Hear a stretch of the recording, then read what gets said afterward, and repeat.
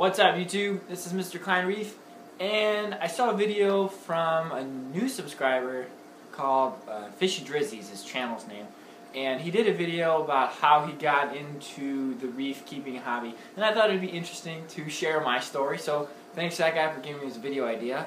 Let's see, where do I start? My mom always had freshwater fish tanks growing up. She always had them, and I was always surrounded by them. I grew up with a 110-gallon freshwater tank in our living room, and then I had my first owned full system freshwater planted tank in freshman year of high school, so that's about 7 years ago. And then by my senior year, I had to tear it down, go to college, and then that was senior year. And then my freshman year of college, I just got addicted to looking at the pictures online and just seeing all these awesome, cool, colorful fish that you didn't get with saltwater, or freshwater, I mean. And I was like, man, I really want to try it. So over a winter break, my freshman year, I went out and they had instant ocean salt on sale at Pet Supplies Plus, not Pet Supplies Plus, it was Petland and Aquarium Adventure. If you guys have ever been there, I'm sorry, don't go there. But they had salt on sale. It was like 50 gallons of salt for, like 20 bucks or something like that. It was really cheap, really, really cheap. And it's like, okay, I got it. I already had the tank, I already had a filter from the freshwater tank. It's like, okay, I'll try it. The only thing I need is a light and a skimmer and my dog. I convinced my mom. I was like, oh, it's not going to be that hard. We don't need all this crazy stuff. We just need a light and a skimmer. So we pulled together. We set it all up. And I remember starting it with tap water. And then I got that Carib Sea Alive sand. That I think it's the same stuff in here. I think it's the same. That sand is probably in this tank still. And we started it up, and we just had water and sand for a while. And then we didn't have a light, we had the filter running, didn't have the skimmer yet, and we just kind of let that go with the heater.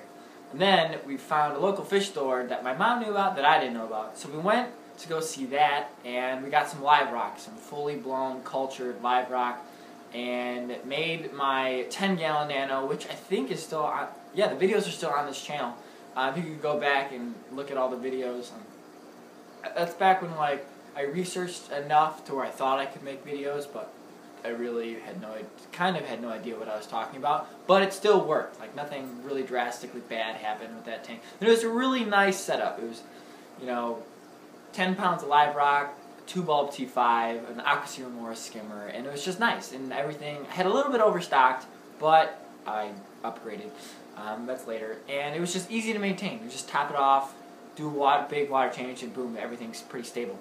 Then I ran out of room, and anybody that's been in a hobby, this hobby specifically, knows that how quickly you run out of room. Oh, I don't have any more room for frags. Oh, I want this fish, but I don't have enough room.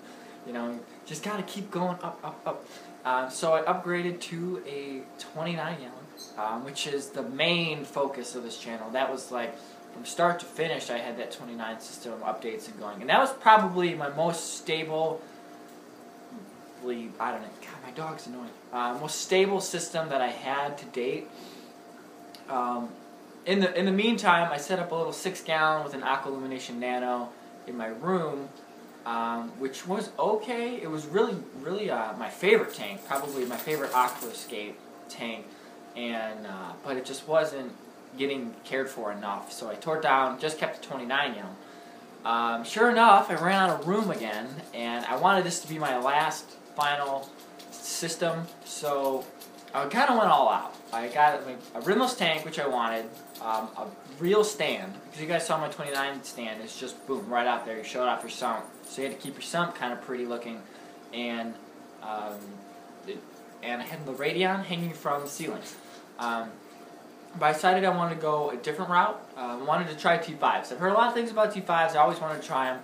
Right now, I'm kind of on this spectrum. The spectrum of bulbs is not the best. It's very blue, but I kind of like it. So I kind of designed my realistic dream tank while I was here. So right now, I went from a 10-gallon with a hang-on back and a skimmer, 2-bulb T5 to a fully sumped rimless 65 T5 lighting auto top off doser. Like I went, and you can watch this in my videos. You can watch me kind of just evolve to the point where everything's just getting a little bit more complicated.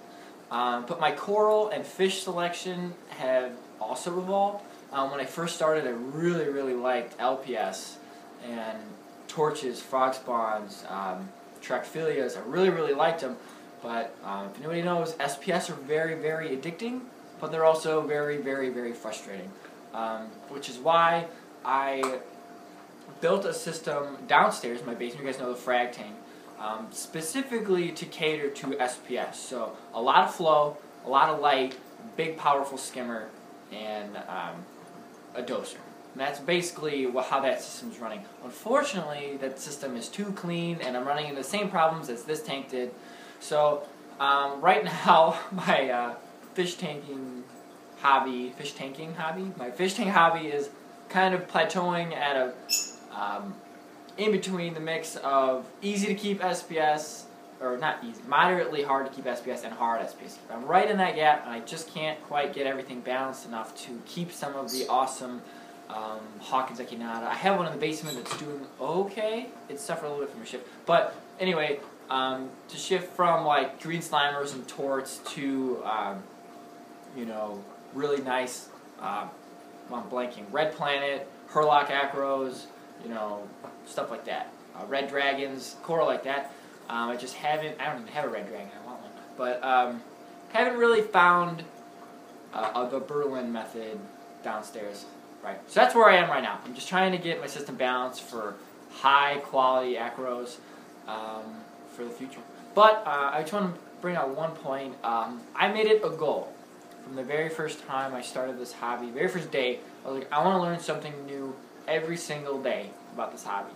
And I do. I've learned, I think I'm pretty close to every single day. I look up a new topic, or I look up something that's evolved from a specific, you know, topic from the past. So 3 years ago, everyone was using Chemipure Elite. It was like, oh yeah, you use Chemipure Elite, you're fine. Now it's like carbon, GFO, separate containers and reactors. It's and then things like lighting. Used to be all halide, T5. Now LEDs are getting into the mix. Some of the people are going back to T5s, but that's just an example. So, like anything else, this hobby's going to evolve and change and adapt, and you got to adapt with it. So I think that's a really good goal for anybody just starting out in this hobby. My dog being loud.